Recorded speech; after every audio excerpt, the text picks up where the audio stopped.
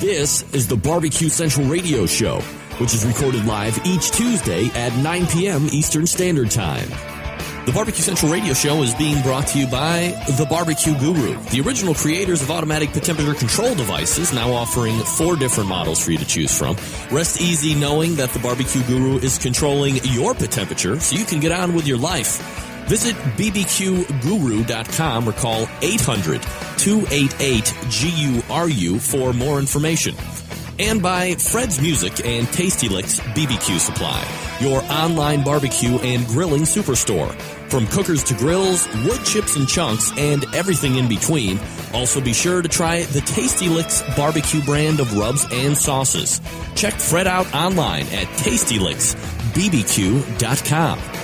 And by Stephen DeFranco Jewelers. Located in beautiful Willoughby, Ohio, Stephen DeFranco Jewelers is a family-owned and operated business looking to service the great folks of the barbecue and grilling world. Get free shipping and big discounts by mentioning my name and the term Barbecue Brother. Check out their inventory by visiting StephenDeFranco.com. And by Butcher Barbecue, with 30 years of experience in retail, wholesale, meat markets, food service, and customer service. Using that experience, everything they do and sell at Butcher's Barbecue comes from real-world knowledge. Check out their award-winning spices, sauces, marinades, and injections by visiting ButcherBBQ.com. Always trust your butcher. And by Green Mountain Grills. Discover something you'll really, really love. Grilling with pellets. Green Mountain pellet grills are the top of the line, best of the best, but not the highest in price. And be sure to check out all of their flavor rubs, sauces, and pellets for the Green Mountain Grill, all on their website. Visit greenmountaingrills.com to peruse the entire products portfolio.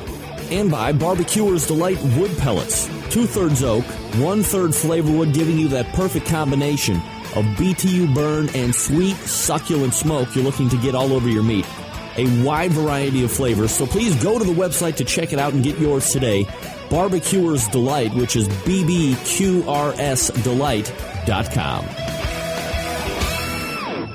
Hi, I'm Johnny Dam, host of the Damage Report radio show. When I'm not falling in love with the First Amendment all over again, I like to sit back, relax, and rub my meat to the Barbecue Central show. And now your host, Greg Rempe. Go, Greg. Yeah, rub that meat. So to get that perfect barbecue, you use wood. Are you sure it's safe? Whatever. We put the lighter fluid on, strike the match, and... Ooh. Should we call the fire department? That might be a good idea.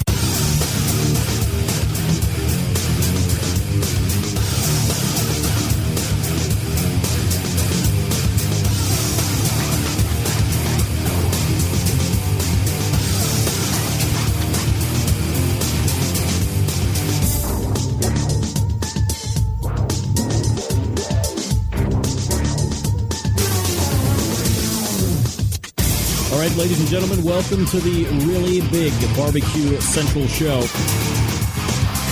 This is the show that talks about all things important to the world of barbecue and grilling, broadcasting live and direct from the Rock and Roll Hall of Fame city of Cleveland, Ohio. Rapidly becoming known as the barbecue capital of the North Coast. Happy to have you on your Tuesday. If you want to get in touch with the show, 2 ways to do it.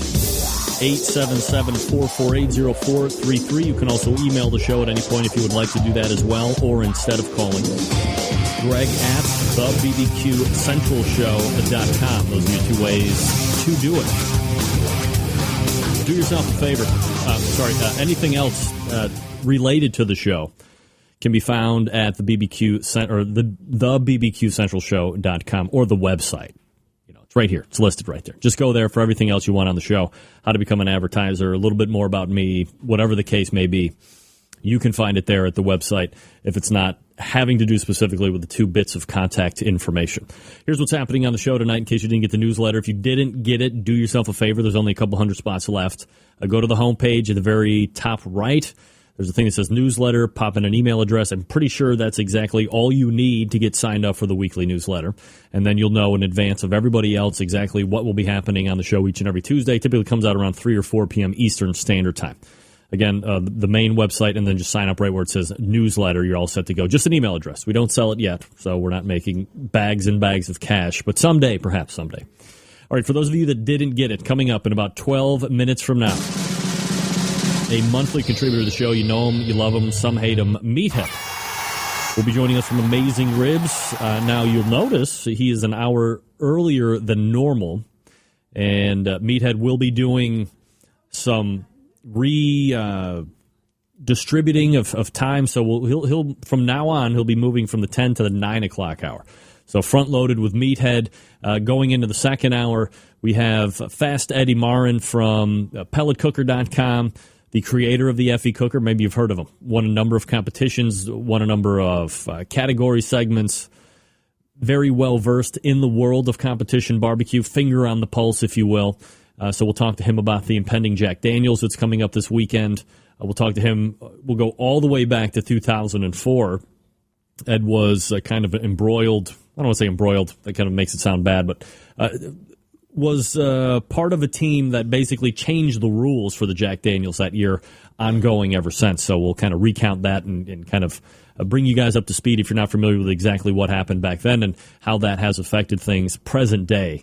So Fast Eddie, 14 past 10. Helping me close out the show tonight, 35 past 10 o'clock, Scott Roberts from ScottRobertsWeb.com, the monthly contributor in reviews of sauce and rub. Also an expert on fiery foods. So we'll always have to see what the pulse of the fiery foods world is when we check in with Scott. So that's what's happening here on the show. 877-448-0433. Greg at the BBQCentralShow.com. Survey Tuesday, here we go. Question number 1. Have you been watching the presidential debates? Yes or no? Not really looking for anything more than that, but have you been watching? Question number 2. I talked about it last week, the fact that somebody had put up a bottle, industrial-sized McDonald's bottle of McJordan barbecue sauce for $9,995. Somebody bought it. If you had the money, would you have purchased the Michael Jordan barbecue sauce? Question number 3. Question number 3. Community chest or chance? I would like to take this time to personally thank the TV networks for not having the presidential debate on tonight, doing it last night. The presidential debate was on last week at this time. And as much as my apathy reigned supreme over me and the show, I did lose some live listeners and some live viewers of the show last Tuesday because people were a little bit more intrigued, or they thought perhaps it was more important to watch a presidential debate than get in and get the show in consumption live on a Tuesday between the hours of 9 and 11. I don't necessarily agree with that. Just me. I am partial. You know, you probably could have saw it on YouTube or seen it in a number of different ways and gotten a whole bunch of spin and just gotten the gist of the whole idea. But no, you made the decision to watch the presidential debates. That's on you. Didn't get the show live. Remember, the best way to get the show is live. I mean, you can get it after the fact in a number of different ways. You can consume it in a number of different ways. But it's always best to hear it live because it's like it never happened. You know why? That's because it never did happen. So, thank you to all the broadcast networks to decide to go up against playoff baseball, Monday Night Football. Probably one of the best ideas ever to have a presidential. I'm sure that didn't detract to any viewers. Whatever. I'm just glad we're not competing against it tonight. I'm not as big as playoff baseball or Monday Night Football or some of those other things. So much happier that the presidential debate decided to go after that. Leave me alone on a Tuesday with you guys because now everybody can just kind of relax and unwind. You're perhaps digesting that presidential debate that took place yesterday, and here's your 2 hours of release time. You know, and maybe I don't say it often enough, but however you consume the show, it wouldn't be possible if there wasn't an audience willing to consume it. You set it for download on iTunes or your MP3 software catchers, podcast catchers, whatever you want to call it. You watch it on YouTube video replay. You go to the website of the BBQCentralShow.com, go to the archives page, and either listen to it, download there, or watch the video on that site as well. Or you tune in each and every Tuesday between 9 and 11 p.m. Eastern Standard Time and you watch it. This show isn't for everybody, and I don't say it nearly enough. Sometimes it has to be a tragic event for me to kind of remember to do this. I appreciate each and every one of you, however you're consuming the show, because you make the show able to be done each and every week. If nobody cared, if nobody showed up, the show wouldn't exist. So as much as, I do try to put in a lot of work during the course of the week between each and every show, lining up guests, recurring guests, new guests, topical guests, what have you. Show prep on talking points and whatnot. It's all worthwhile when I get an email or when I get a Facebook comment or a tweet or a personal email or whatever the case may be. I just want to make sure you guys understand that I appreciate each and every one of you that consume this show, however you're doing it. And it really means the world to me that we can get together. This is our world. It's our barbecue world. It doesn't always have to deal with barbecue. Sometimes it veers off course. Sometimes it veers off course like a fiery plane wreck. But I think we all understand it. At least the people that aren't brand new to the show kind of understand exactly how it works and kind of where I'm coming from. So certainly appreciate each and every one of you guys. Have you guys seen the emergence? And I subscribe to a thing, you've heard of Google. They have these things called Google Alerts, and you can pretty much pick any type of subject that you want, and through Google you can subscribe to get alerts. I use barbecue, and daily I get an update on what Google thinks is topical as it relates to the alert that I put in, which is barbecue. Every day for the last however many numbers of weeks, I have been getting alerts on Dickey's Barbecue Pit. Do you guys have a Dickey's Barbecue Pit where you are? Do you have one opening? These things are spreading across the country quicker than the plague did back in the, 1600s or whatever that was? 1900s? Whatever. There's one near, it's not even near me. If it was 20 minutes away, man, I would definitely be all over. But it's in a far, far southwest town called Medina, Ohio. Really the capital of nowhere. While Cleveland is the barbecue capital of the North Coast, Medina is the capital of nowhere when it relates to Ohio, or at least the southwest portion of greater Cleveland. And I'm wondering, is it good? Have you been to a Dickey's Barbecue Pit? Because this particular, and there seems to be a lot of chains that are showing up all over the barbecue/country landscape now, even more than I ever remember seeing over the last 2 or 3 years.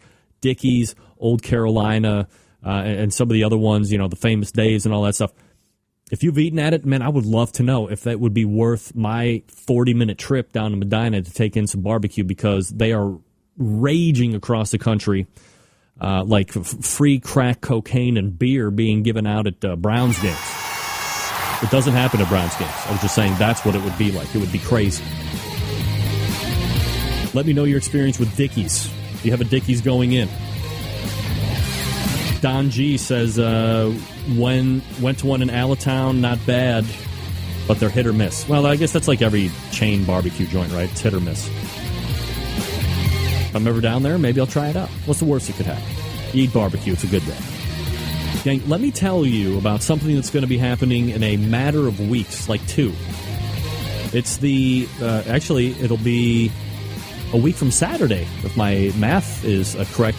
It's called Turkey Fest 2012 at Tasty Licks Barbecue Supply. It'll be Saturday, November 3rd, 10 a.m. to 3 p.m. at the Barbecue Showroom at 214 West Lancaster Avenue in Shillington, Pennsylvania. Tropical here in Cleveland today for sure.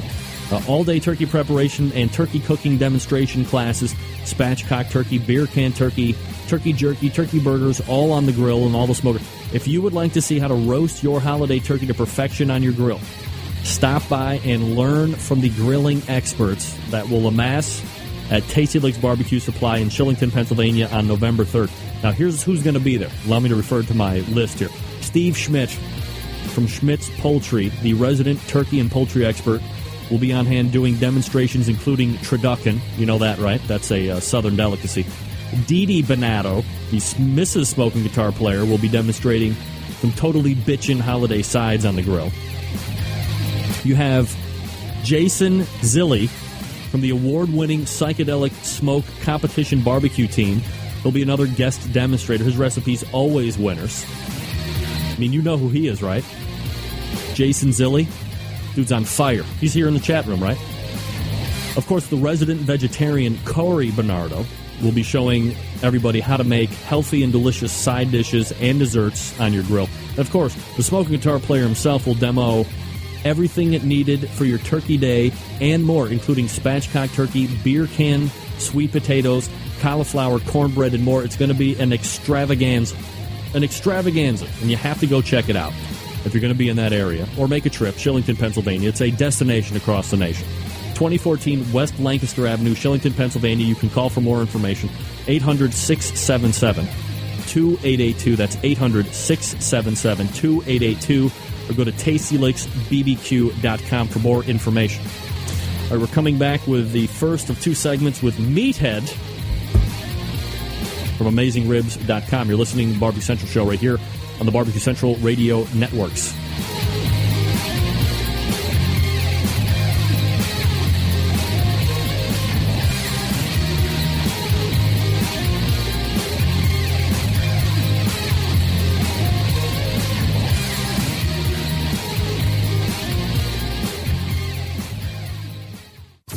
Broadcasting live from the Barbecue Central Radio Network studios in Cleveland, Ohio. You're listening to the Barbecue Central Radio Show. Once again, here's your host, Greg Rempe.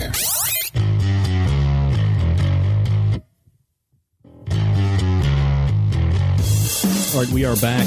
John Dawson weighing in on the Dickies talk. Blows large, pungent chunks. Don't waste your time. I do trust John, so all of a sudden my desire to go down to Medina's a little less. People always asking me the song Lover Call, Danko Jones. D-A-N-K-O, Danko. We all do this as an homage to my favorite show. Check out the Really Big Show, ESPN Cleveland, from 9 to 1. You know what I'm talking about. All right, here we go. He's really one of the only other people. Well, he's not even really one of the only other people. He's the only other person that has his theme song that accompanies him. We are chasing to the newsroom. He sings so good. No, you just have to wait. He said, rhythm come easy. It's a game of time and time. You can hurry with. I don't know all the words. I'm really trying. All right, here we go. My guest during the first hour is a crowd favorite because always breaking new ground in the industry. We have lively debates, trade opinions, and have our overall man crush on each other. Now, I'm secure enough in my sexuality to admit it. We'll see if he feels the same way here in a second. So let's go ahead, race over to the hotline. Creator of AmazingRibs.com, Meathead, joining us here on the show. Meathead, how are you, bud? I'm great, Greg. How's the Cleveland Cavalier barbecue? Always doing absolutely fantastic when we have hearing you, Greg. You can't hear me. Can you hear me? Meathead, you're not listening to the show on the other computer, are you? No. Can you hear me now? I can hear you now. Oh. Can you hear me now? I've got an echo. You have an echo? Let me turn down the speaker volume. Can you hear me now? I can hear you. How's the quality? Well, I mean, you look fine. You sound fine. Are you listening to the show and getting a delay? Yeah, Oh. but I've tried to turn my my speaker volume down. We always seem to have this issue, don't we? No, we've never had this issue before. Well, we always seem to have an issue. Oh, well, I'll agree with the "and" issue part. Absolutely. I'm hearing you if I turn the volume down. 1 second. All right. Yeah. Geico. That's a gecko. The Meathead audio should be pristine tonight. Really double-crossing my fingers. All right. I may have something I can adjust on my end, but... What are you getting? What's the problem? I hear your voice delayed and my voice coming back at me delayed. Let me call you right back. Okay. All right. You know, I even upgraded my whatchamacallit. The speed on my interwebs, 5 megabits up. We shouldn't be having any issue. Meethead. Oof. Just like that, he's gone. Like a bolt through a shining cavern. The wrong. Did you hit the hang up button on accident? Yeah, I hit the hang up button. How are we now? Let's just get going here. I don't want to screw around with the phones. We need to practice. But I'm hearing these echoes. Everybody ignores me. I can ignore myself. Of course. I mean, it's patently ridiculous. Ignore yourself, and then that'll just encourage others to ignore you as well. Again, creator of the most heavily trafficked website when it comes to barbecue and grilling. That's Meathead Goldwyn at AmazingRibs.com. Where do we want to start tonight? You sent me pictures 6 seconds before the show went on the air, so I want to make sure that I'm going through properly. So what should we start with first? Because we have a couple different topics to hit. Boy, it is really hard hearing you, but I think we can muddle through. Start with that picture number 2. All right, let me go over here. Oh, hold on a second. I got to make sure I'm in the right place. Oh, jeez. What do I do with all your stuff? Man, we are technically inept. I know. Hold on a second. I'm sorry. Here we go. The second picture. Here we go. Boom. It sounds like you're listening to the show somewhere else. No, I just switched connections. Oh. How am I now? Well, I can hear you through somewhere in your house. All right, I'm going back to the headset. Yeah, I mean, on this side, it sounds good. Yeah. I can hear you. Obviously, I can hear me because I'm a talker. Yeah, everything's delayed. Let's muddle through. All right, go ahead.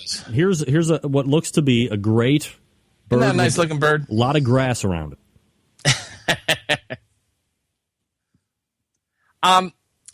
Before we start talking about turkey, because just about everything everybody's learned about cooking turkey is wrong. Oh. I want to wax philosophical for a minute about Thanksgiving. I mean, it's just, listening to all the political debate. Oh, Greg, you poor thing in Ohio. Oh, what life must be for you. Oh, I feel for you, buddy. Why? Oh, you're just getting pummeled by all these ads, aren't you? However we became to be the linchpin of political success on either party. I mean, don't people pay attention to our sports and realize this is a state of losers? Well, I think that here's an optimistic thought. Right. I think Thanksgiving is the most important quintessential national holiday, more so than the 4th of July. I mean, think of it. We're all immigrants. Everybody here come from somebody else, as they say. All right. Even the Indians, the Native Americans, they're imports. But once a year, we get together, we sit down, we all have a dinner. Most of us eat turkey. Some of us eat lasagna and other things. But it's mostly turkey. It's mostly potatoes of some sort. Yes. There's pie. The Thanksgiving ritual, the meal, the menu is so uniquely American. There's nothing like it in any other country. 4th of July has become really so commercialized with bumper stickers and bandanas and the 4th of July and the fireworks. But Thanksgiving is family. And we get together and we might argue among ourselves and fight politically and stuff. But it's family. It's get together not only across the nation, but Americans across the world. In Afghanistan, soldiers, expatriates living in Paris, everybody does Thanksgiving. And as the quintessential American holiday, I think it's so cool that it's centered around food. Food, which is what all of us who listen to this radio show, who barbecue and grill, are so heavily motivated by, so much in love with. Yeah. I'm just totally awed by the communal event that is Thanksgiving, this repast that has gone on for decades, for hundreds of years. There's this unparalleled time-space continuum, and across the globe. I don't know. I think it's the coolest holiday anywhere, anyhow, anyway. It does seem when you compare it to, because, you get up to right about now, you have Halloween, which leads you into the quote-unquote holiday season, followed by Thanksgiving, followed by Christmas, or whatever the holiday that you're celebrating in the December time frame is, Kwanzaa, Hanukkah, whatever.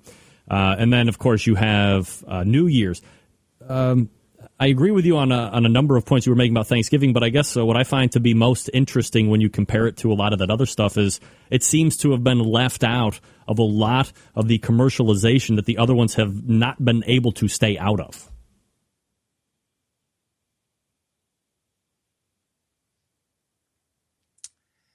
Yeah. I think I heard you twice. There is some commercialization around Thanksgiving. No. I was saying that there wasn't. That one seemed to be able to escape all of the commercialization that the other ones have not been able to. Yes. Yeah. I mean, the kids make little turkey pictures and pilgrim pictures and hang them in the windows. But there's not this excessive decoration that you have around Christmas. Right. And I guess one could make the argument that Super Bowl Sunday is another holiday that is around food, but that's a different argument. Of course. So let me go back to the picture here. So we have, this beautiful turkey here. Where should I be leading next?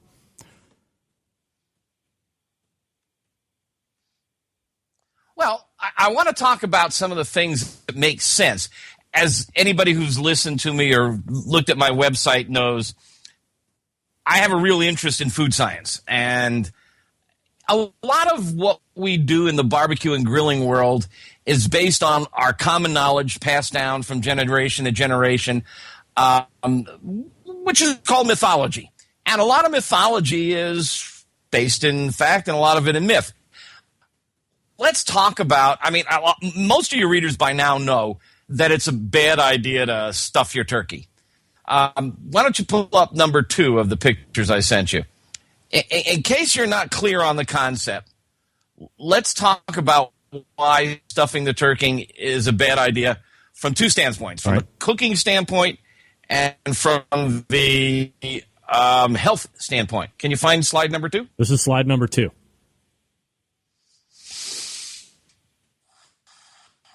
You want this one instead? Number 1, right. That's it. Okay. That's it. Got it. You got it. Okay. Yeah, it's number 1. Okay, I misnumbered a couple of these. Sorry about that. That's all right. And it looks like some of the arrows have gone bad on the black background, but that's okay. If you look at the top one, that's a stuffed turkey. That's a turkey that has become a solid mass. Think of it as a bowling ball. One of the core concepts that I keep preaching, and a lot of people are not clear on it yet, but you got to get clear on this when you cook, particularly when you cook on a grill. The hot air outside the food cooks the outer layer of the food. The outer layer of the food cooks the inner layer, and that cooks the inner layer, and that cooks the inner layer. It's transmission. The air is holds and dismisses heat fairly quickly. But the bird is 70% water. Most meat is 70% water, roughly, give or take. So if you've stuffed the bird, in order to get it cooked through and safe in the center, you got to cook it to 165 to kill all the salmonella. And believe me, the way they handle turkey and chickens nowadays, this is a pretty broad statement. You have to handle chicken and turkey as if it's kryptonite. There's a high possibility that it has salmonella contamination. That's another topic for another time as to how they handle the birds, why they're possibly contaminated. But, of course, they're perfectly safe to eat if you cook them to 165. Right. You can cook them to a lower temp, but you have to hold it at that temp a longer time to kill all the bugs. But if you are going to cook the center to 165, you've got to apply a lot of heat to the outer layer. And the outer layer is going to overcook. Turkey, white meat, the breast meat, is only 6% fat. Think about that. A hamburger is like 20% fat. No wonder it's so juicy. Absolutely. Dark meat's like 9%. It's a lot fattier than white meat, but it's still 9%. So there's not a lot of fat for moisture. You've got to retain all the water moisture you can. So you don't want to pack that center and turn this baby into a bowling ball. If you leave the center empty, like in the lower picture, now heat can enter it from above and below, from the inside and the outside. It can heat from both sides, and you don't get it overcooked. That's key. Right. That's key. Obviously. And a lot of people don't get that concept. I mean, this goes back to our discussion on the beer can chicken. It's the same problem. One of the same problems. Okay, so related to this is you don't want to cook it too fast. On the West Coast, there's been a bunch of articles written over the past few years about cooking it at 500. Well, that's going to crisp the skin, which is something we want. Sure. But it's also going to apply massive amounts of heat to the outer layer, and that's going to dry it out. Now, a lot of people talk about, okay, well, let's keep this bird moist by brining it. Right. Let's throw it in a brine. And so they mix up this big vat of salt and sugar and garlic and black pepper, apple juice, and all kinds of stuff. The problem is nowadays, almost all grocery store turkeys have been injected with a brine already. Right. So you're going to oversalt if you brine. The other thing is brine doesn't go very far beneath the surface. It can penetrate the skin, interestingly enough, but it doesn't go very far beneath the surface. The better technique is injection. There you can put the moisture where you want it, and in fact, you can even inject butter. You can inject fat. That's the origin of Butterball turkey. Right. They injected butter.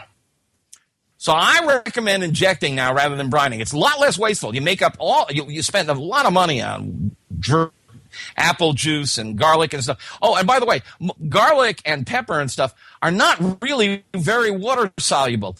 Get a couple of tablespoons of garlic and a couple of tablespoons of black pepper and drop them in a glass of water and let them sit there for a few hours and then pour them through a coffee filter. A lot of it is in the coffee filter. Right. It just doesn't dissolve in water. These are alcohol and oil-soluble flavors. So I'm not a huge fan of brining. If you inject, you can push that stuff down. I mean, look at the barbecue competition circuit. They're all injecting their briskets and their pork shoulders. Same idea applies here. Try injecting. And if you're – I love stuffing like the next guy. But I don't cook it inside the bird. I cook it outside. And I cook them now in muffin pans. You get these muffin pans and you put the turkey in it and you make these stuffing muffins. And what's the best part of the stuff? The crunchy top. Crunchy top. If you put them in the muffin pans, you get crunchy top and crunchy sides. You got to butter up the muffin pan really good. Of course. You get really crunchy all around. And everybody gets their own little stuffing muffin. It looks cool. It really looks cool. People love it on their plate. And you can pour gravy over it if you want. Oh, yeah. It's perfectly safe. You can still put them in the smoker if you want. Yeah. And crunchy top. First thing to do is check and make sure your turkey is not... Now, these are the keywords to look for. Look for basted, right? Self-basted, or enhanced. Enhanced, correct. Or kosher. Those are the words. If you see that on the label, that means they have been injected at the slaughterhouse or the processing fat plant, and they have a salty or a brine solution. I mean, they're trying to make the turkey juicier for us. That's nice. I appreciate it. But they're also doing up to 8-9% of this stuff, which means they're able to charge us for what is turkey? Maybe $1.50 to $2 a pound. Yeah. Which is 10% water. I mean, injected water. Right. So it's very profitable to inject water into turkey. But it does make it moister. So if you're going to do anything, inject your spices and melted butter down into the center of the bird, and especially if you've got a grocery store bird. If you can get an organic bird or a free-range bird or something. Cage-free, then you can probably brine if you want to. But that's just a lot of mass, so you got to have this big tank, and you got all this liquid and stuff. And it's really questionable how much of those flavors get inside. There's a couple people asking right here in the chat room about the art of deep frying a bird. Is that something that I'm sure you've done it before, or you've at least eaten something that somebody else has done? Are you a fan of that, or is that just something you're really not that much into when it comes to the turkey and the Thanksgiving? I like deep fried birds. I've had a couple of them from Cooked by Others, and I've cooked two of them. You really get crispy skin. It stays really moist because the water has a rough time escaping, and it cooks fast, so there's not a lot of loss of moisture. You can get 15 to 20% loss of moisture in roasting in the oven or on the grill. Get much less in deep frying. And there's not as much fat entering because of the vapor pressure of the water trying to escape. I just think that smoking the turkey delivers a lot more flavor. Frying doesn't deliver any flavor. This flavor of smoke, I mean, everybody loves smoked turkey. And what I do to get flavor in there is I go under the skin. You can loosen the skin. You can get your hands under the skin and roll around between the skin, which is mostly fat, not all fat. And you can get butter and herbs down in there. And anybody who looked at, can you get that picture number 2, which is the first picture we showed of the finished turkey? There we go. Can you see the dark splotches under the skin? Yep. That's fresh sage. My sage stays fresh and all around the bird. That's sage also. I can get fresh sage from my garden or the grocery that time of year, and you put it under the skin, and now it easily soaks into the meat. That's a nice way to deliver flavor to the bird. You can put dried herbs or fresh herbs under the skin. That's a nice way to get flavor down in there. It's almost a form of injection. Now, here's another thought. The third picture I sent you. Can you get that up? Number 3? Up right now, yep. Unstuffed large bird, unstuffed small bird. If you've got a crowd to cook for, yep. Cook 2 small birds, not 1 big bird.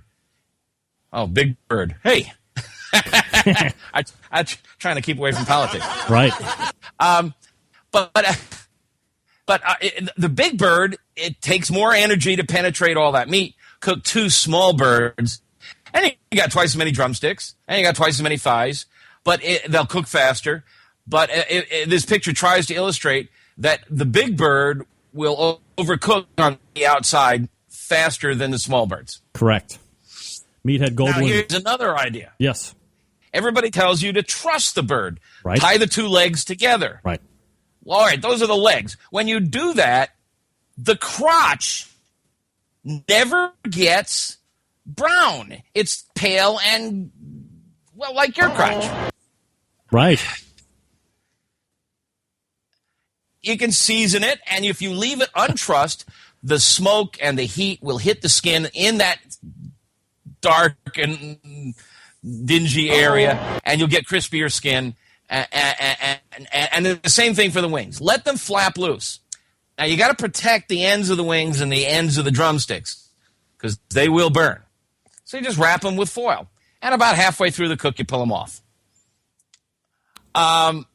So I'm going to do mine on a drum this year only because I have a drum now, and it's something I've been playing a lot with, Big Papa Smoker. Yeah. I heard you interview my buddy Sterling last week. Yes. He won the American Royal Invitational. Yes, very impressive. Kansas City Royal. That's right. He manufactures a drum kit now. $130, I think it is. You got to go get your own drum. And I've written a whole article about how to get drums that are safe. But with a $130 kit, you can make a darn. I mean, they're like Big Weber Smoky Mountains. They're really nice machines. I've been playing with a lot, and I did a spatchcock turkey on it a couple of weeks ago. Fantastic. Oh, that's another idea. Spatchcocking or even cutting in half is a great idea. I mean, you like the presentation of the whole bird. It's beautiful. There you go. Oh, good work. But the nice thing about spatchcocking is that you get both sides brown. Brown, as everybody should know, is the Maillard effect. That's the chemical reaction that occurs with sugars and amino acids that creates max flavor. Well, if you spatchcock it like in this picture, you're going to get both sides brown, extra flavor, and it also cooks a lot faster. This is a Weber kettle, 22-inch, $89 gizmo. I've added, I don't know if it's easy to see at home, but in the lower half of the screen, there's a piece of metal called the Smokinator. It divides the grill in half, and you put all your charcoal inside the Smokinator in the lower third of the screen. And then in the upper 2/3, I have a drip pan. Oh, wow, Greg, thanks. God, you're getting good at this stuff. It's not my first time at the rodeo, pal. Called the Smokinator. There it is. And you can put a little water pan in those holes there. And I love this baby. It's like $60, I think. And above it, can you scroll up? You can see at the bottom of the there's a pan filled with my gravy. Yeah, you can see it just below that left, right under the left thigh ass there. of the bird. Yep, there it is. Right between the legs, under the ass of the bird. Scroll down. There it is. Yeah. No, down. Yeah, it's between the Smokinator and the turkey. Right. There's a pan. There's a baking pan down there, and that's got all the fat trimmings from the neck. You can see I've trimmed most of the fat off the neck and the rump. It's got the tips of the wings. It's got celery, carrots, apple juice, apples, maybe some chicken stock. All the drippings go down in there, and then I strain it, and you have a turkey stock. Very thin, but incredibly flavorful turkey gravy. And I never thicken it with cornstarch, cornstarch or paste, which makes that big, thick, tasty cornstarch or flour gravy sits on top of the meat. Those molecules are too large. It can't get into the meat. Use this thin. It's like a soup. Oh, and it makes a great soup. By the way, there's almost always leftovers, and it's perfect for doing rice or just making a smoked turkey soup. Fantastic. Catch all those drippings and make a soup out of it and use that soup as your gravy. And it's thin. It will penetrate the meat if the meat is dry. Another really, really good technique I'm fond of. Meathead Goldwyn joining me here on the show. All right, Meathead, you're on fire right now. Take a break. I'm going to go ahead and quickly do a sponsor read real quick. Go ahead and mute your microphone because I'm not going to hang up on you. And that way you can do whatever you want at the discretion of privacy. All right, more with Meathead in just a second. Let me tell you quickly about Butcher's Barbecue. Now, they've been thinking of ways to have you get them trusting you, the customer, even more, and here it is. How about free Butcher Barbecue products for a year? That's right, free Butcher Barbecue original injection or pork injection or prime injection for a full year of competition. Are you freaking kidding me? Having a weekend full of private classes by Meathead wouldn't be any better than that. Well, that might be debatable, but it's still a pretty good deal. Now, starting 3-4 weeks ago or so, all you have to do, place your order online. Continue to do so all the way through this coming weekend, October 26th, which just happens to be the Jack Daniel's Barbecue Cook-Off. Entry closes when the winner of the Jack is announced, so you only have a limited amount of time to get into this and potentially take advantage of free Butcher Barbecue product for a year. Now, here's the best part. The winner of the free Butcher's Barbecue injection for a year will be announced right here on the on this very Barbecue Central radio show. Absolutely. So in true Jack Daniel's qualification process, every order placed from whenever 3 or 4 weeks ago up until the winner of the Jack is announced, your name will be added to the hopper each and every time that you place an order online. So, for instance, if you buy 628 separate orders of Butcher Barbecue products, your name will be entered 628 different times. It's just that easy. All you have to do is go to butcherbbq.com for full details. And, of course, they're still offering that trade-in program. So if you have been jammed up by a different injection maker, you've seen scores tumble or whatever the case may be, pack up that 3 pounds left or 2 pounds left or whatever before you just threw it out or whatever you did with it. Fed it to the birds outside. You will get a replacement pound for pound to a 5-pound maximum. Dave will weigh what you send him as long as it's commercially made with a label on it. You send it to Dave, ship it out to him, he will weigh it, and then in return you will get prime injection, pork injection, beef injection, whatever you're specifying in return. And these are products that have been time-tested by many of the top teams out there in the KCBS, the FBA, the IBCA, you name it. They have tried it, and it's had a huge amount of... Dave uses it, for crying out loud. What are you talking about? ButcherBBQ.com. That's ButcherBBQ.com. Only a couple days left to try and win the free butchers for the next year. And, of course, the trade-in program going on right now, Butcher Barbecue. Just another way for you to trust your butcher. We're coming back with Meathead in just a matter of seconds. Stick around. We'll be right back. Get in the smoke. Call 877-448-0433 to get on the air. Now, here's your host, Greg Rempe. All right, we are back with Meathead. 877-448-0433. Greg at thebbqcentralshow.com is the way to get in touch with me. All right, Meathead, we ran a little late on that first segment, so we're going to have to press through the second one here. Any other do you have a hookah? We were talking about this last time I was on. This is the smoking gun. It's like $98, and it blows smoke. I haven't got it fired up yet. But, that is one of it's really good for smoking drinks and stuff. Oh, can I jump off on a very distant tangent? But the coolest thing I've learned to do lately. All right. By the way, I solved the sound problem. It's because I had the video feed on the network. And it's sound on, and there's a delay between that. And no shit. Good now. When I say, do you have the show on behind you, and you say no, what am I supposed to think? You're a smart man. I have to. You're one of the smartest people I have. So when you say no, I have to go on your good word. I mean, it's not like I've never done the show, and people have been falling victim to the Echo Monster for years. What do I know? Greg, I am not smart. Bitch. I'm an idiot. I just make believe I'm smart. All right, we'll let it go this time. But in any case, it's fixed. I made the best Bloody Mary of my life the other day, and every one of you guys has got to go out and try this. It's the coolest thing. We talked in the past about how cold attracts smoke, so I got a whole bunch of ice cubes. I don't know where I got this goofy idea. I got a whole bunch of ice cubes and put them in a metal pan and put them in my smoker. I have a pellet smoker, so that's easy. You switch it on, switch it off. Yep. I threw it in the pellet smoker, and eventually all the ice melted into water. Then I took the water and poured it in a zipper bag, put it in the freezer. Then I made up a Bloody Mary and beat the snot out of the zipper bag with a meat tenderizer until I had ground up ice and put it in the Bloody Mary. Oh my God. The smoke flavor is in the ice. It's smoked ice. And it's fantastic. And I haven't tried it in bourbon on the rocks, but it will work on bourbon on the rocks.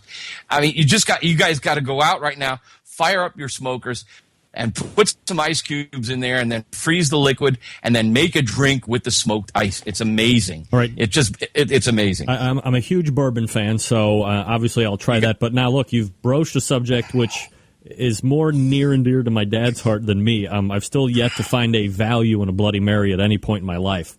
But he's a very big Bloody Mary guy. He makes his Bloody Marys with the non-processed horseradish, which goes into. Is that something that you partake in? Are you a buyer of that? I grow horseradish. You grow horseradish? I grow horseradish. I have horse. It's a weed. You can't once you plant it, you can't get rid of it. It's almost as bad as mint, which I also grow. Evidently, I'm growing mint on the it's side like of my a house. carrot. Too. It grows underground. Yep. Most of it in the country comes from Illinois. And you just pull it up and peel it, which is hard to do because it's really gnarly. And then you grate it on the fine part of your grater. The problem is the bulk of its flavor is not water soluble. So you grate it and put it in a Bloody Mary. I've even grated it and put it on spaghetti with red sauce, and it's very nice that way. Really?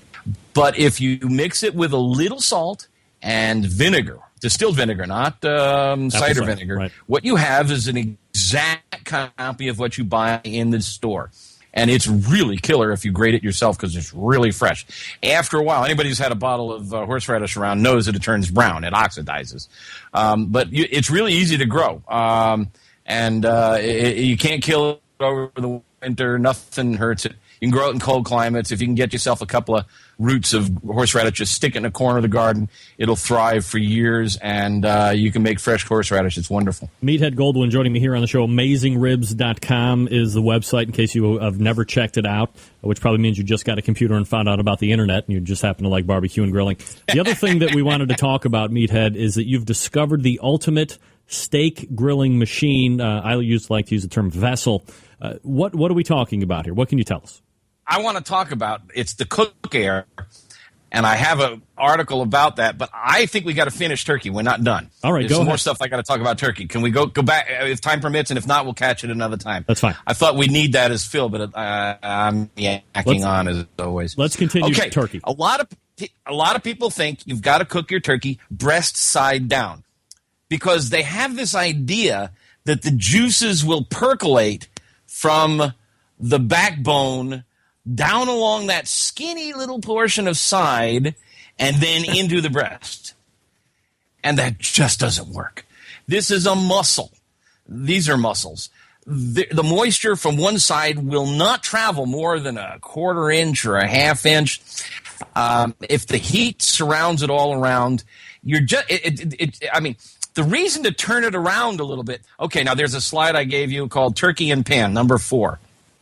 All right. Okay. I got another. Yeah, you got them both up. That's cool. Yeah. Leave it there. Oh, here we go. Okay, here we go. Okay, this is the top picture is your typical turkey roasting pan. There's this like V-shaped gizmo. Oh, Greg, this is so cool the way you zoom like that.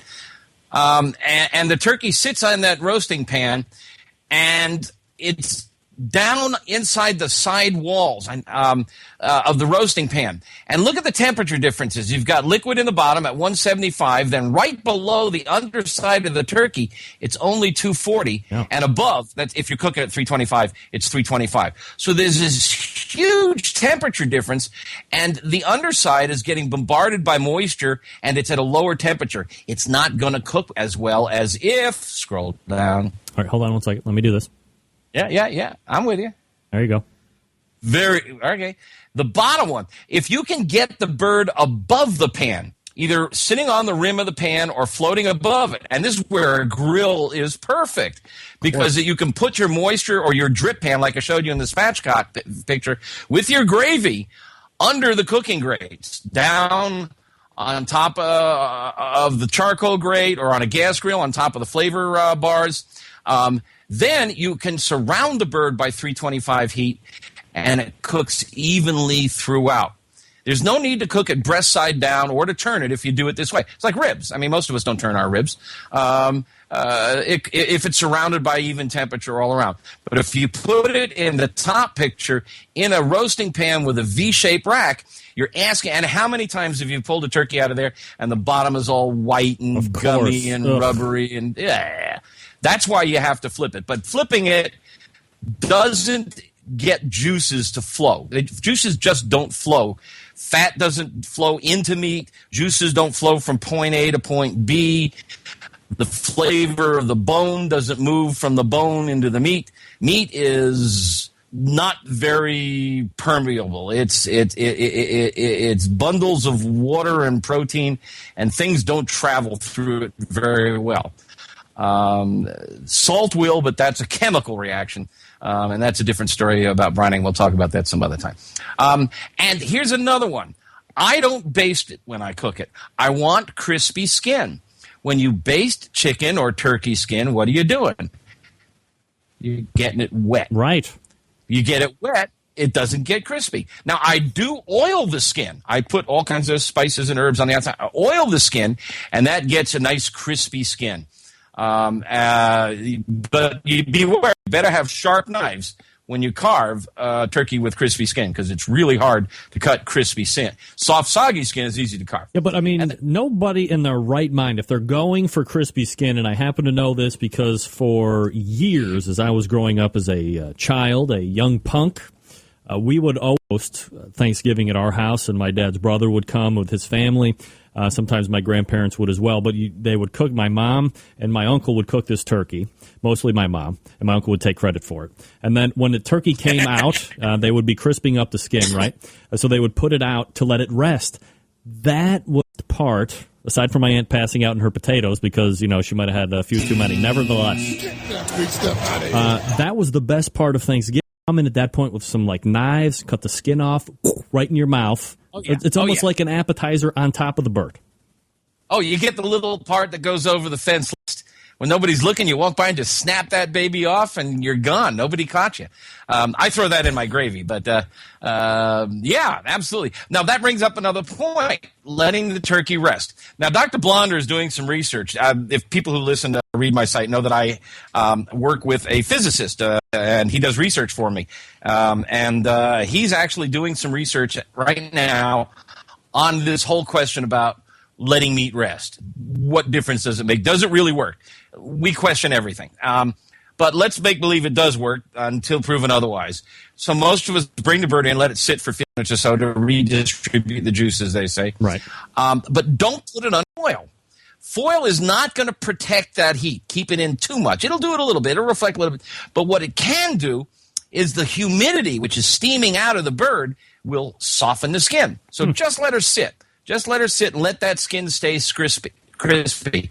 And the most important thing that we haven't done yet is get the temperature right. If you don't have a Thermapen, if you don't have a Maverick, if you don't have a good digital thermometer, you've got to have one, because the difference between a turkey cooked to 160 and 170 is the distant difference between succulent, juicy turkey and cardboard. Turkey breast, speaking of. Turkey thighs and drumsticks are a little more forgiving. They're dark. There's more fat. You can take those up to 170 or 80. If you're working off of cookbooks older than 3 or 4 years, they're out of date. USDA, who is the arbiter of what is safe, has lowered their recommendation for poultry to 165. A lot of old cookbooks are still saying 170 or 180. Correct. And that's a recipe for disaster. Don't do it. USDA says you can go to 165. What I do is I pull it out at 160. And because the meat is hot and it's still pushing that heat down into the center, this carryover effect is what chefs call it.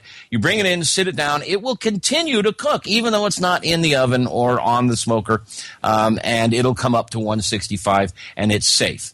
And one of these days we'll talk about this whole concept about you can get a turkey safe at 150, but you have to hold it there for like 30 minutes. Now, that's tricky, and that's the whole concept behind sous vide, and that's another topic for another day.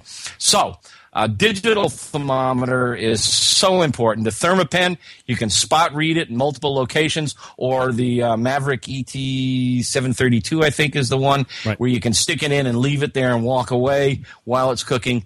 Good tools, both of them. I have a whole page devoted to thermometers on my website, buying guide and ratings and reviews. I've tested a lot of them, and I'm still testing them. And also, I've got a whole page on this whole process that we're talking about here in detail. 10,000 words on turkey cooking. Oh my! Yeah, yeah. I mean, it's a small book. And the other thing is I cook around 325. If you've got a smoker that doesn't go up above 225, that's cool. It'll just take a little longer. We don't have to worry about melting fat and a lot of connective tissues in most poultry, so I can crank it up a little higher. 325, and you get a little better Maillard on the skin, a little better crispiness. But anything, I don't want to go too much higher than that and overcook it. Turkey. Wow. Turkey, and it's, huge write-ups on his website, AmazingRibs.com, and you can find Meathead here on this show once a month. We'll look for you in November, Meathead. Okay, Greg. Lou, I'm going to see you sooner. I'm going to see you in Missouri. That's right. I'll see you in Missouri, and we'll have a great time, and we'll tell everybody a bunch of lies after we get back from there and having a great time. Yeah, let's do a show about it. You got it. All right, there he is. Meathead, everybody. We'll talk to Meathead next month, and I will see him sooner, as he said, which, of course, he is not lying about. All right. Is there any way I'm going to be able to get this done in the allotted time? Doubtful, but let's try it. Quick reminder about the Barbecue Guru, makers of automatic pit temperature control devices, the Onyx oven, a series of other products if you haven't really checked out their website that makes your barbecue and grilling life easier, thebbqguru.com. You can call them toll-free, 800-288-GURU, obviously a very established and successful competition cooking team. And I guess the unique thing about that is the fact that they're using all of their products out there on the competition circuit, so they're tried and true. They're always looking for new and inventive things like the CyberQ Wi-Fi, so if you have Wi-Fi connectivity, you're able to get on there and monitor all the temperatures of your meats. You can make cooker adjustments if you want to, if you're cooking too fast or too slow or what have you. You can find it all right there, thebbqguru.com or 800-288-GURU. We will quickly wrap up the first hour right after this. Stick around, we'll be right back. Big name interviews, advice on cooking brisket and ribs, and the only host willing to share his honest opinion on all things important in the world of barbecue. It's the Barbecue Central Show. Alrighty, wrapping up the first hour. This will be a very short wrap-up, believe me. Thanks to Meathead, struggled at the top there, trying to, me trying to tell him there was an Echo Monster that he was involved in, but no! What does the guy that hosts the radio show know about that? But once we got it ironed out, lots of great information on turkey. Go back and get the podcast so you can make sure that you are hanging on every word. And then, of course, go to the website, AmazingRibs.com, for a lot more turkey talk over there. When we come back, we will have a couple interviews that took place at Autumn Fest, 420Q and 3 Eyes. Some second takes to get to. Fast Eddie in the second hour. Scott Roberts as well. Stick around. We will be right back.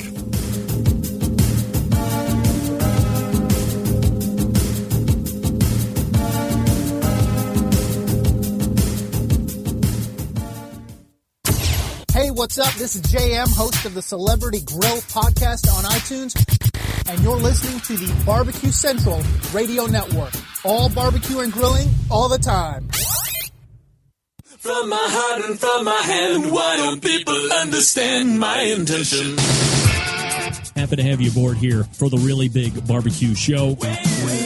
We cook because we have to, and we grill because we want to. Fine, how's it going? You have a great show. I'm a big fan. So what seems to be the problem here? This man looks like he's dead, and he's in the crackle. Charbono! It's all about the Charbono, dude! Succulent fish, what? He ate 54 wieners. But listen, Lavernius, shake a face. I'm shaking like a dog shit peach seeds. You could use it to fight off creeping marauders looking to take your steaks off your grills. I just like being anywhere with Junior, Senior, and Diva. Sounds like a whole other type of movie. Wow. Yeah, really. Keep it hot, keep it clean, keep it lubricated. We have top men working on it right now. Ooh, top men. All right, just like that, we are into the second hour. Top men. 877-448-0433. Greg at thebbqcentralshow.com. Those are two ways to get in touch with the show. Thanks again to Meathead for talking turkey. Little pre-Thanksgiving going on. Next month, we'll find us interviewing Stephen Reichlet of Barbecue U fame, Barbecue Bible fame, 20 different cookbooks fame, talking about Thanksgiving dinner as well. I believe he's slated for the 10th or whatever one of those Tuesdays would be. So locked and loaded, Stephen Reichlet for next month. All right, Survey Tuesday, quick. Have you been watching the presidential debates? Me? No, not even 1 second. Not even 1 second. It's not because I'm not political. Thank you, Chad, by the way, for the beard comment. You won't see it next week. I can guarantee you that. It's out of here. It's not that I'm not political. And I'm not the guy that says I'm not going to vote because, one vote doesn't matter. But I think the whole thing, political parties aside, you got to start from the top and gut everybody out. Just got to start fresh. I always say, if Mitt Romney or Barack Obama passed you on the street, they wouldn't sniff you. They would look down their nose at you. Millionaires and billionaires don't want to have anything to do with the common folk. They can't relate to us, which is why I find it hard to believe that anybody on television running for president has me in mind. They aren't like me. They don't know me. We wouldn't be running in the same circles if they weren't running for president anyway. So, if I want somebody like me to be president, then it's got to be somebody like me. So that's why I don't necessarily participate in the politics regardless. Question number 2. If you had the money, would you have purchased the Michael Jordan barbecue sauce for $9,995? For me, it's a no. It's 20-year-old barbecue sauce. 20-year-old barbecue sauce. I can't use it. If I'm going to buy it, man, I want it. The first thing I'm going to do, take that cap off, and then you're dead.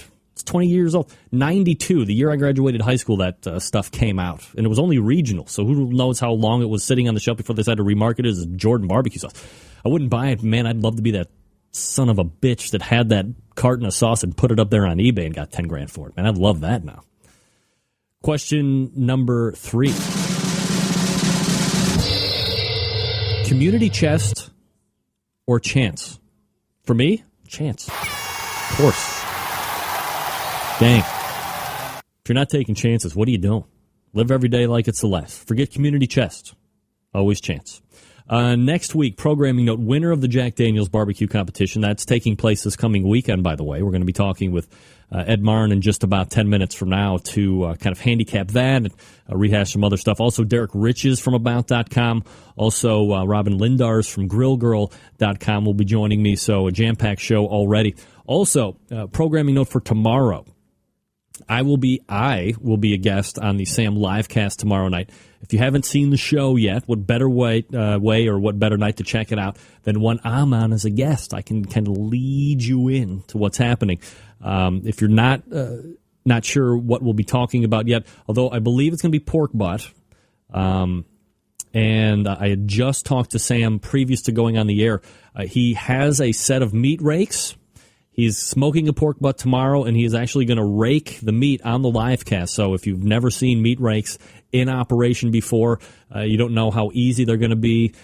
Sam is not a barbecue master by any stretch of the imagination, so you're going to be able to see him actually demonstrate a fellow barbecuer's project or product, and it's going to be fun and fabulous. Plus, you're going to have me as a guest, so easy transition in. I should be on around 9:15 or so, but just tune in at the top of the hour. Watch it. Let me know if you think I'm crazy, because I love the show with every ounce and fiber of my being, but that's just me. All right, a couple things that I wanted to look at here and bring up to you guys, and you tell me if this is a good idea, or you tell me if this is a bad idea. This is what I love about the show now, because we do have the ability for sound, and evidently video just starts amok. Where am I going to... Oh, right. I can go right here. Saw this on the internet. Guys, this is especially for us, so check this out. Let me know if you think this is a good idea or a bad idea. Hi, I'm Mike, founder of DollarShaveClub.com. What is DollarShaveClub.com? Well, for $1 a month, we send high-quality razors right to your door. Yeah, $1. Are the blades any good? No. Our blades are f***ing great. Each razor has stainless steel blades, an aloe vera lubricating strip, and a pivot head. It's so gentle a toddler could use it. And do you like spending $20 a month on brand name razors? 19 go to Roger Federer. I'm good at tennis. And do you think your razor needs a vibrating handle, a flashlight, a back scratcher, and 10 blades? Your handsome-ass grandfather had 1 blade and polio. Looking good, Pop-Up! Stop paying for shave tech you don't need. And stop forgetting to buy your blades every month. Alejandro and I are going to ship them right to you.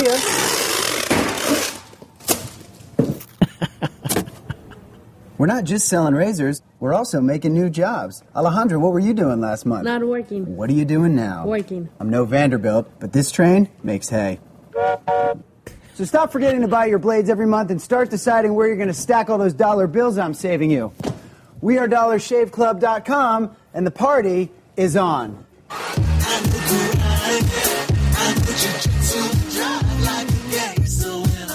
All right, so that's Dollar Shave Club.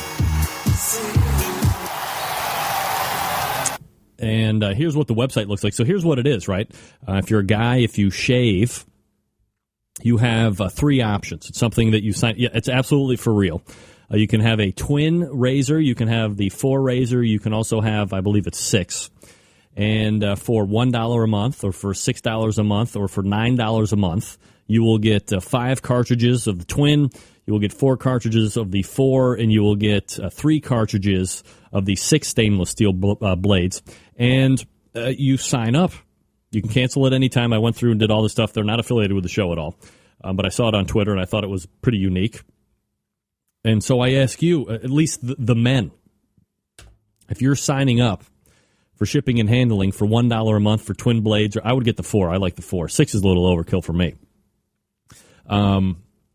Is that something that you would like to do instead of potentially running out of blades? I mean, you know, when I buy blades, we go to BJ's. I always buy the cheap ones that come in mass. It's like $10. Inevitably, I run out, or I never remember to buy, or I'll try and get one more shave out because then I forgot, and I know for sure I'm going to go at that point. And then, you know, you don't have a sharp blade, man, you can wreck your face up. So we don't want to wreck our face up. So what do you think? Is that a good idea, bad idea? You know, you tell me. All right, we go to Autumn Fest interviews, and Three Eyes Barbecue, oddly enough, did not win a grand championship this time. But they did win a reserve. And here's Mother Chicken recapping the event. Of course, embedded reporter Kelly Dodd, whose dad is pitmaster of Who Smokin' and does a bunch of interviews for me, caught up with Mother Chicken, and here's the sound for that. I'm with Chris from Three Eyes Barbecue. How are you doing today, Chris? Good, how are you? Good. At the American Royal, you didn't place as high as many would have thought. How did that feel, and were there any problems with the cook? No, there was no problems with the cook. When you're cooking against 160-something plus teams at the Invitational and 560 at the Open, it's anybody goes. I mean, you have to hit the right table, you have to have the right judges. And in our case, we just didn't get the scores that we thought we were going to get.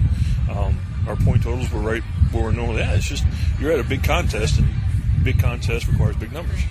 How did the cooks today go? We could have done better today. It was kind of a rough cook for us. With being just Dan and I this week, we were having to run the box and not being able to change over as quickly as possible, and it led to a little difficulty. Overall, it was an average cook for us. All right, thank you for your time. All righty, thank you. All right, that was Kelly Dodd with Mother Chicken from Three Eyes Barbecue. End up getting reserved, so probably not as bad as they were initially thinking. And then 420Q, I just kind of previewed while we were listening to Mother Chicken talk, and the audio quality on that one, now that I'm hearing it through my speakers, is not going to be acceptable. A lot of band stuff and stage stuff going on, which she warned me about, but when I listened to it on my phone, it sounded all right, but through the regular speakers, not that good. So 422 coming out as Grand Champ at Autumn Fest. Who's Smoking? Respectable middle of the pack show. So congratulations to Special Agent in the DEA, Brian Dodd, on his great finish. All right, guys, we talk to you. I talk to you each and every week about things for you. Look, you know, you're a guy. There's probably not a lot of, you're not going to be wearing earrings. You're not going to be wearing, diamond necklaces and tennis bracelets and all of this stuff. There's not a lot of items that we as gentlemen have the opportunity to wear that allows us to show style, but add a little flair, add a little flavor to the wardrobe, whether it be for work, maybe you're going out for a night on the town, what have you. Now, maybe you're an idiot. Maybe you've done something terrible, and you need to get back out, or you need to get out of the doghouse, as it were, back into the regular house. You now have a friend in the business, and his name is Stephen DeFranco. When I say business, I mean jewelry business, obviously. Stephen DeFranco, you can go to him at Stephen DeFranco, DIFRANCO, StephenDeFranco.com, and you look at all the inventory that he has, the watches, which I strongly recommend. I have too. But he's got a number of other items there that you can take a look at, the earrings. He's got diamond rings, tennis bracelets, studs. He's got glass jewelry. He's got artisan pottery. You name it, he's got it. You can peruse it all there on the at the internet. Now, when you find something you like, this is very important. You go ahead and call him, 440-943-2700, and ask for Steve. This isn't some hack. He's not just a sales guy taking your phone call. Steve owns the joint. You're dealing with top men in that business. Doesn't get any more top men than Steve. Tell him you're a barbecue brother or sister, that you listen to the show, that you hear him all the time, and you want that special discount that I'm always talking about each and every Tuesday night. And watch the dollars fall off that retail price crazy like you wouldn't believe. And, of course, he's always shipping to you stuff for free. He's taking care of it. It's service after the sale as well, which I had to experience myself with my Accutron watch, and it was flawless. Little wait time, but look, you want something to get fixed and done right, and that's absolutely what Steve is all about. Customer service, top priority. So StephenDeFranco.com is the website. Again, pick out whatever you want, and then give him a call, 440-943-2700. That's 440-943-2700. Mention the term barbecue brother or sister, or that you know me, that you're a fan of the show, that you hear me do his reads for him. And watch the savings. And again, free shipping on everything, which is, $25, $30 savings depending on what you're getting. So take advantage. 440-943-2700, StephenDeFranco.com. We're coming back with Ed Marin from PelletSmoker.com. Fast Eddie cooker maker, legend, living legend of barbecue, if I may say so myself, and he'll be on right after this. Stick around, we'll be right back.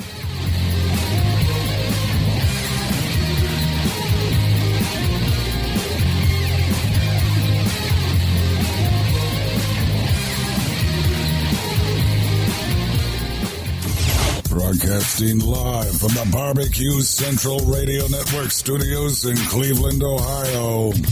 You're listening to the Barbecue Central Radio Show. Once again, here's your host, Greg Rempe.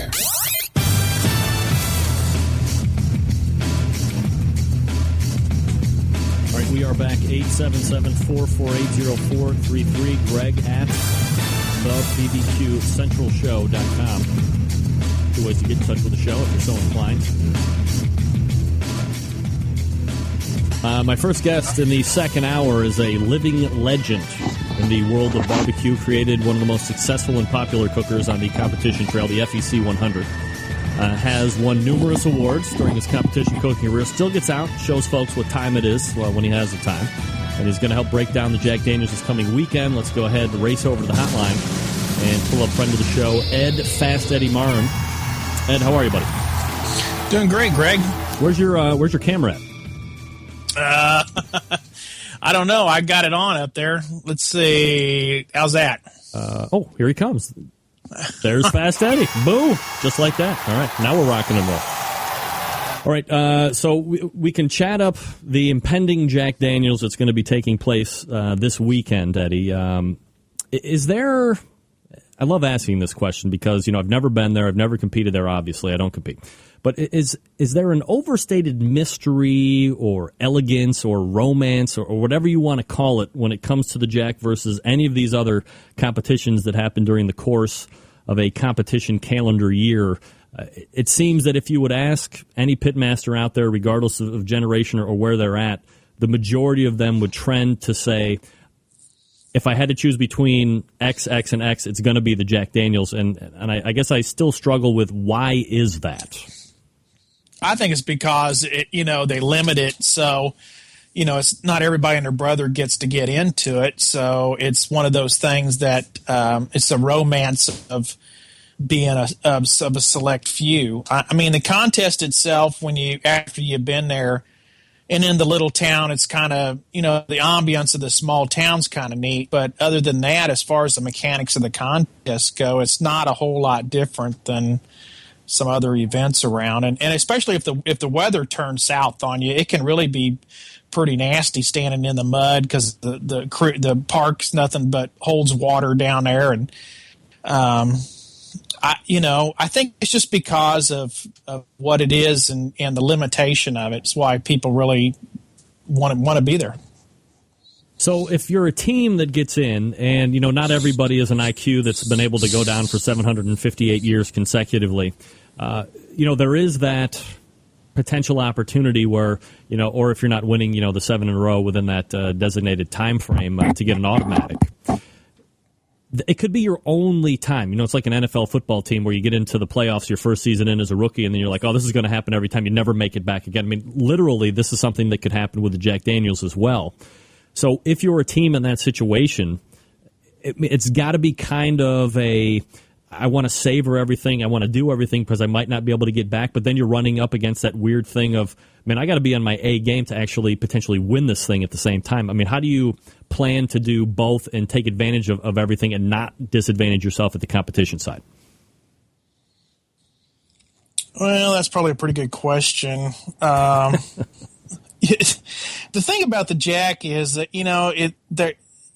they're being a private company like that, and they're looking for press. It's a political pay for play kind of thing. And, so the judges that come in there are notoriously not real experienced.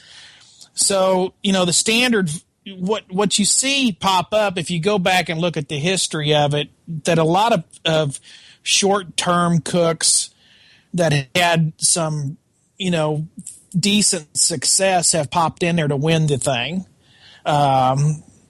The guy from Minnesota that come down there and won it a year, it comes to mind. A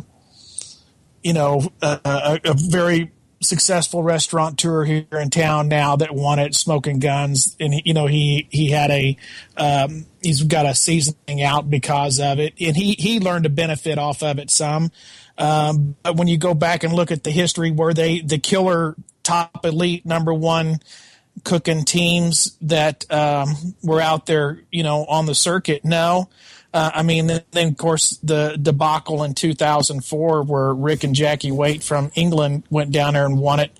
I think it's flavors that will aren't the norm. I think it's flavors that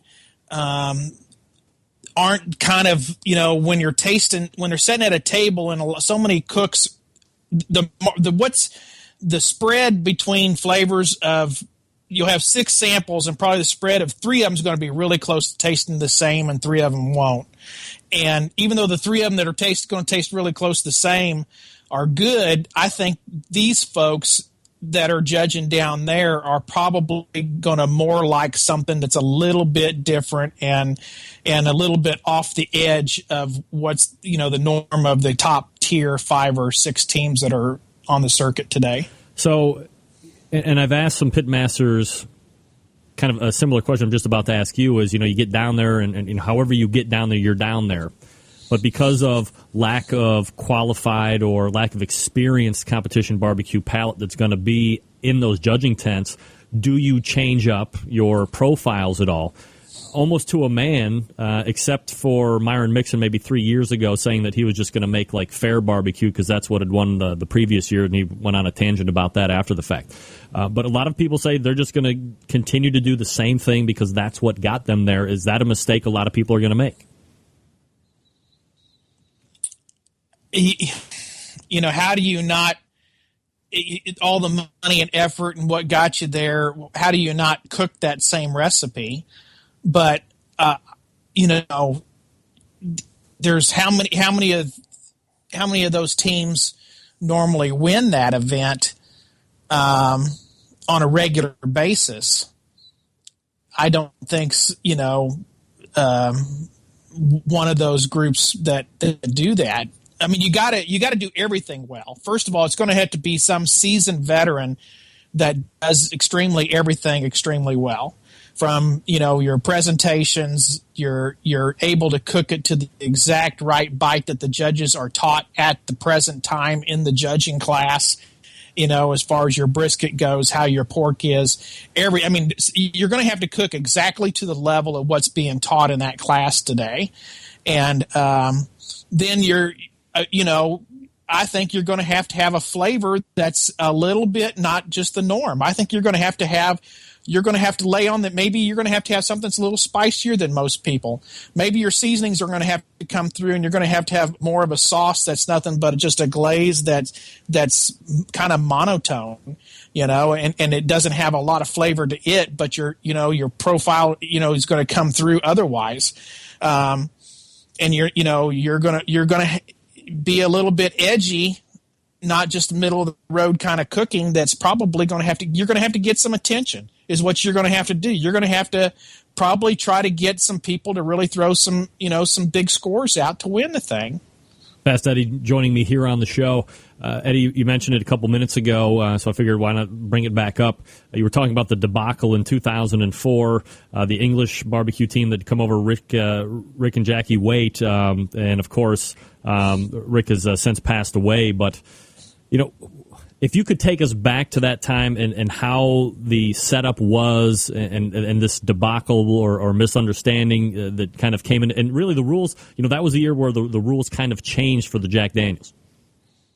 Yeah, well, back in the day, they really liked the American teams to kind of host and help out the to the European teams or these that are out of the country and make them feel welcome and all. Well, in 2003, Rick and Jackie came over, and Drew Grega, who cooks under the team name Blind Dog, actually they came over in 2003 and took Ray Lampe's cooking class. Then while they were at the cooking class, and it was given there in Lynchburg, the folks at Jack Daniels said, why don't you come back and cook the international cook-off? So they did in 2003, and they had a great time. I don't remember exactly how well they did or anything, but it built a huge passion of barbecue in those folks. And these are a couple of really extremely sharp individuals. I mean, very, very sharp people. And they lived in the country. Rick worked in London, and he was a banker for he was actually a technologist and a technical guy, computer-wise, for big banking groups. And Rick had a photo memory, too. I mean, Rick would read a book every day, a different book, in the 2 hours. It was an hour into town, an hour back home. But he would get it through a whole book. And that he had a photographic memory. And that's just one of the sharpest individuals and people. And his wife, Jackie, was just incredibly sharp herself. And she was actually his secretary to begin with, too. Back in the day, and that's how they met. So, their passion of barbecue built after that, and they became distributors for us in Cook Shack over in England.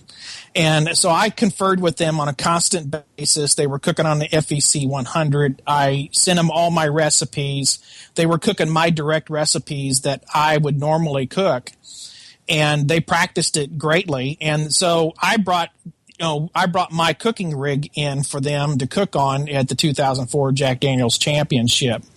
And of course, they'd already been doing exactly everything, and they took the meat right off the truck. They come around and handed the meat to the teams to cook for the contest, and that's the exact meat that they turned in.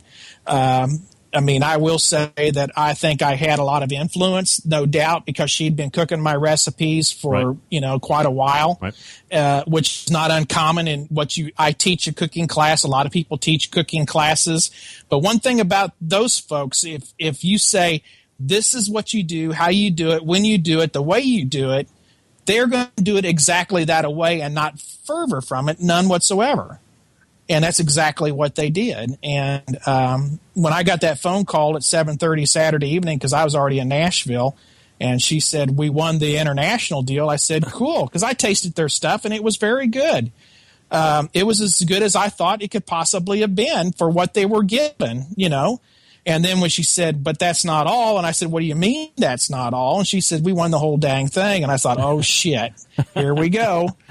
This is going to be a game changer. And it was, because, that came to an end right after that. And I think there was some, a lot of scuttlebutt went around, but I think there was a lot of disgruntled teams after that because some international group came in and did it. But, I mean, and of course, guess who, Well, I was going to say, is it the fact that international team won, or is it the fact that the international team won and now everybody's going to pile on that Fast Eddie is the guy that actually cooked the food and he's the guy that won the jack, but an international team is going to go ahead and take the accolades instead?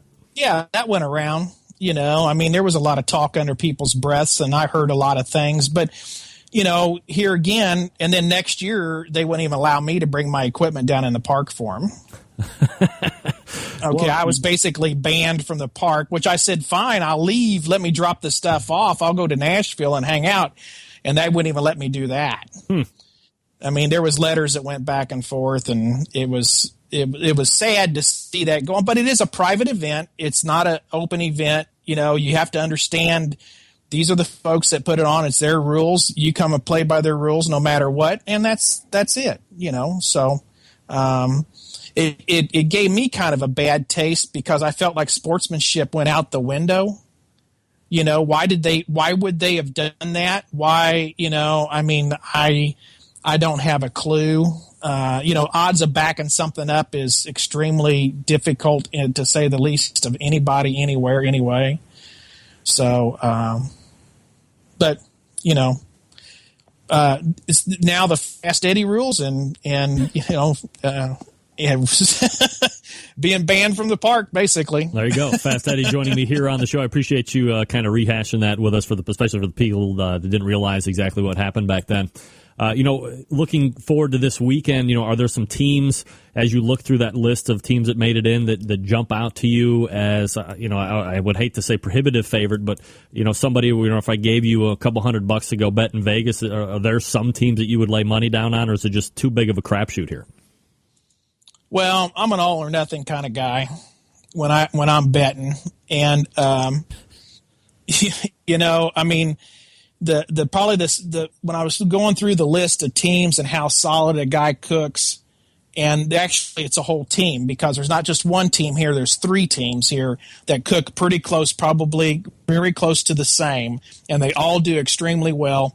And if you're going to be betting, I would lay all my money down on, coming out of Grimes, Iowa, A Boy and His Barbecue. Really? Exactly, yeah. Wow. All right, A Boy and His Barbecue. So that's Fast Eddie's pick. One of the teams that, they're still really hot. They just got another reserve grand champion this past weekend, but they had to amass 13, 14 grand champions this year, Three Eyes Barbecue. You see them go over to the American Royal and take part and kind of finished, I guess, lower than a lot of people would have given them or anticipated them, figured they would be much higher, maybe if not a favorite to win because of how well they've been cooking. Is there a regional flavor profile thing that might have happened to them from winning on the East Coast? Is there a talent thing that they might have run into or anything like that? Or is this just the American Royal being the American Royal? Well, one, I think it's I don't necessarily think it's the American Royal being the American Royal, so to speak. You're talking about in the invitational scores or the open scores? Yeah, the open's out the window for me. I'm only really concerned about the invitational stuff. Well, the invitational, a lot of them judges from the invitational come from around the country. So I would just say, more of a bad luck ordeal on their part. I would go back and look at how they did in the open. I'm more of the open. I'm just the opposite. Okay. To be right honest with you, and you think it's nuts and crazy, but I look at percentages is what I do. Okay. And you take the top 10%. And the top 10%, if it's going to be regional flavor, in the open, it would have been a regional flavor because a lot of Kansas City judges. Mm-hmm. And, 500, the goal at the Royal would be to finish the top 10% because if you finish at the top 10% of any contest, you're the same as the winner. Okay. In my book. Right. It just comes down to numbers then is what it comes down to. So a 50-team contest, you're in the top 5. Your day's going to come if you can keep doing what you were doing. All right. And so down at the Royal, if you're in the top 54 down there, you're the same as winner as far as I was concerned. So 10%'s the number you got to look at. And I don't know where they finished in the Invitational. Where did they get in the Invitational, the Three Eyes? I didn't look at that. Jeez Christ. They were really low compared to, at least I had them top 10, on my list because of how well they had been cooking and winning so many in a row, despite where they were at in the country. And, they were probably maybe 70s or 80s, I think. So, wow. I think there could have been low. something up with that, too. I don't necessarily – I can't believe their flavor's that far off. I think they're just maybe number one, a little luck, but number two, I think it could be that they are cooking something. You'd have to take the brisket's the category I would look at. And if their brisket was way off on scores, on taste, if your tenderness was there, your appearance was there, and your taste scores were out of whack, then yeah, I would say, everybody's pork, everybody's rib, everybody's and chicken's going to be, in my books, kind of so-so. But beef is the one thing that's going to be the telltale sign, I believe. All right. And that's what I would look at. Ed Marin joining me here on the show. Pelletcooker.com, obviously a website if you want to check out what he's got going on with his pellet grills and all that stuff. Of course, the FE Cooker is still one of the most popular grills on the competition circuit as well. Eddie, anything else going on with you here before I turn you loose tonight? No, I'm going back desert racing 2 more weeks. You love that desert racing now, right? Oh, I love that desert racing. You bet. I'm being Laughlin. Actually, you know what's going to happen here in 2 weeks? I'm going to be racing across the street from where Smoke on the Water will be having their contest in Laughlin, Nevada here in a couple weeks. Cool. So all right. any of you barbecuers want to check out some great off-road racing, come on over and hang out with us across the street, and I'll be over there roaming around through the cook-off area in between races. All right, Fast Eddie joining me here on the show. Ed, always appreciate the time, and we'll have to do this again a lot more often. Always love talking barbecue with you. All right, Greg, thanks for having me on. You got it. There he is, Ed Marin, Fast Eddie, joining me here on the show. A Boy and His Grill is Eddie's choice, Eddie's pick for winning the Jack Daniels this coming weekend. Oh, it's such a crapshoot. I want to say, last year it was it Smokin' Hogs that won it last year? I think, and there's a number of teams that I could call out here, but I think QOW probably has a really good shot because of how well they did. And I'll have to kind of revisit that list again at some point.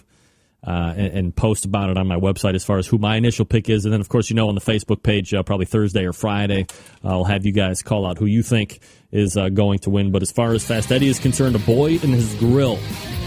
So he's the first one in. Butcher Barbecue. See? Damn, that's another guy. They've been cooking well all year. If I had $20...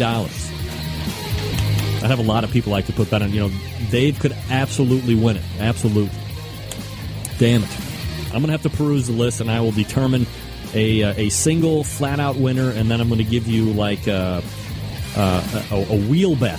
So I'll give you one favorite and then maybe 3 or 4 different ones that you would bet on top of that. All right. Let me talk to you quickly before we get to Scott Roberts about Barbecuer's Delight. Look, they're makers of in my opinion, the pellet resource to go to for your pellet-fired cookers. Now, whether you're on the competition trail or you're just a backyard guy like me, it doesn't matter because they will supply you the pellets that you need. Now, if you don't have a pellet cooker, don't get scared, don't cry, no problem. You can still take advantage of the pellet revolution on your gas or charcoal grill or smoker by grabbing the cast iron pot option. Now, you buy yourself a nice sampler pack of pellets. You load 1/3 cup into the cast iron pot, and then you place that into the cooker or grill and let that sweet, succulent smoke take care of the rest. You won't regret it. Now, maybe you're not familiar with pellets, right? Let me give you a little insight. When pellets are made, all of the air within that cellular structure of the wood is evacuated. It concentrates the wood into a very dense form, much more dense than natural trees.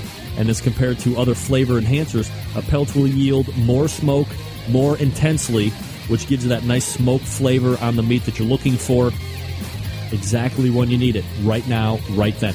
Now, it's also sterile. Since it's made, there's heat, there's pressure. It eliminates any of contaminants that are in that wood, gives you consistent quality results each and every time. Plus, you can blend different flavors, and if you find a flavor profile that works with you, you can go back to it time and time again. Another benefit of using pellets. So, here's what you have to do. You do yourself the biggest favor ever on the face of the earth, especially if you have pellet-fired cookers. And again, if you don't, get the cast iron pot option. It'll be just like you have an FE or a Gorilla or a Green Mountain Grill or whatever. You go to bbqrsdelight.com. That's bbqrsdelight.com. Check out all the flavors that they have and stop fussing with the sticks, with the chunks. It's Barbecuer's Delight.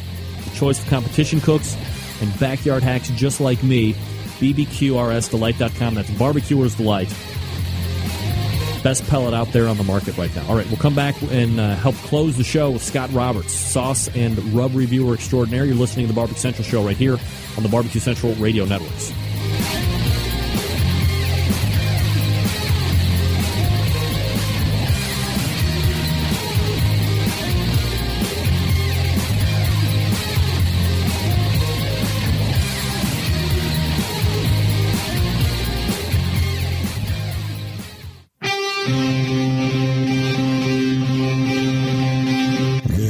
Smoke. Call 877-448-0433 to get on the air. Now, here's your host, Greg Rempe. All right, we are back. Thanks again to Ed Martin for joining me, talking about the Jack Daniels, recapping or rehashing the 2004 debacle, as he put it. I call it the year that Fast Eddie changed the Jack Daniels forever. 877-448-0433. Greg at thebbqcentralshow.com.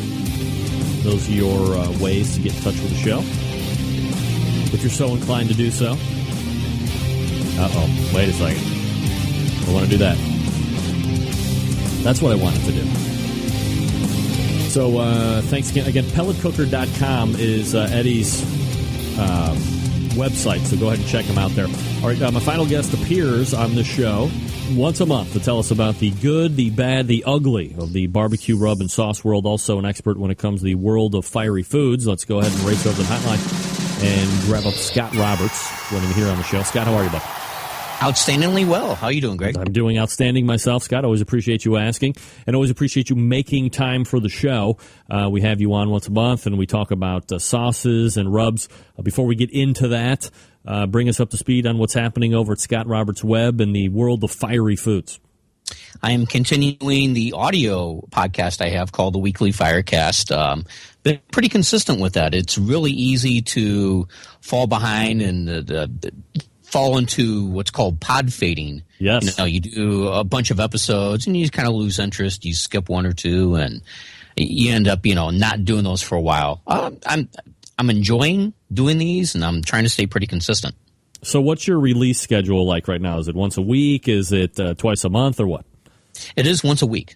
And I will upload the files to iTunes late Thursday, and we'll make the official post on Friday. So what's your buffer like right now? I always, when I was doing just the audio show, I always tried to have a buffer of like 3 or 4 shows just in case, because you never know, you could run into a point where 2 weeks in a row something comes up where you're not able to do it. What kind of a buffer are you keeping?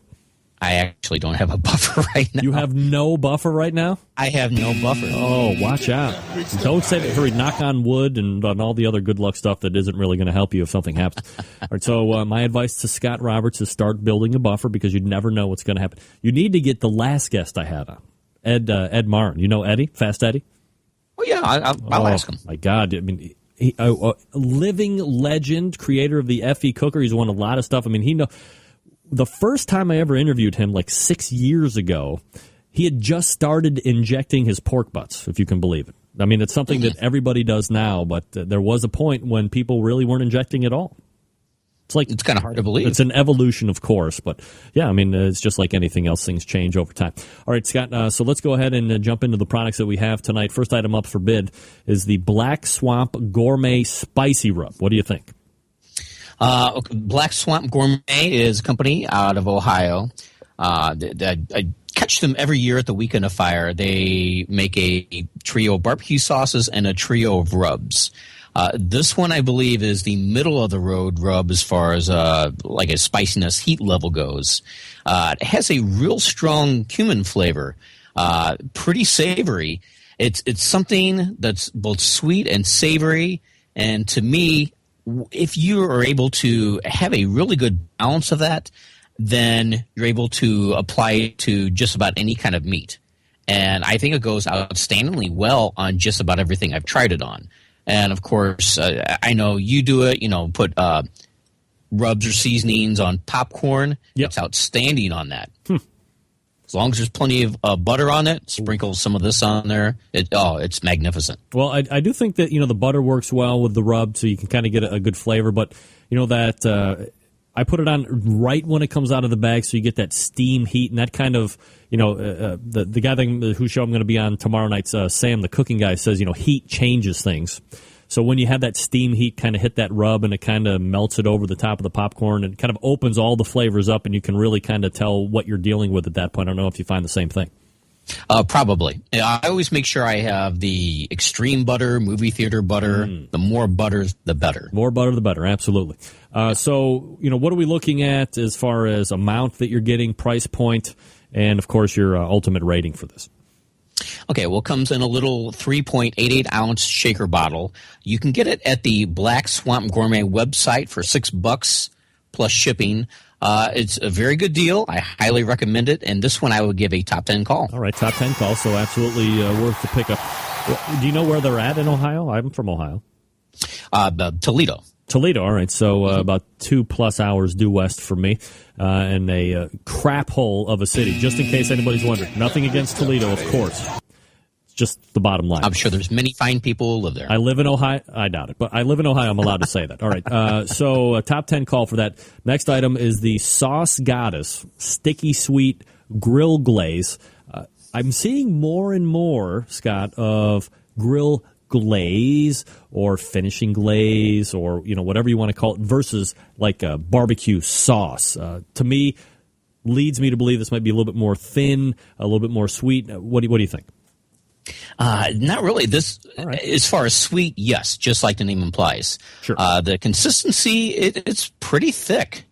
Of course, I think a lot of people, the fair weather barbecuers really don't know the whole thing about, sugar, thickening, caramelizing.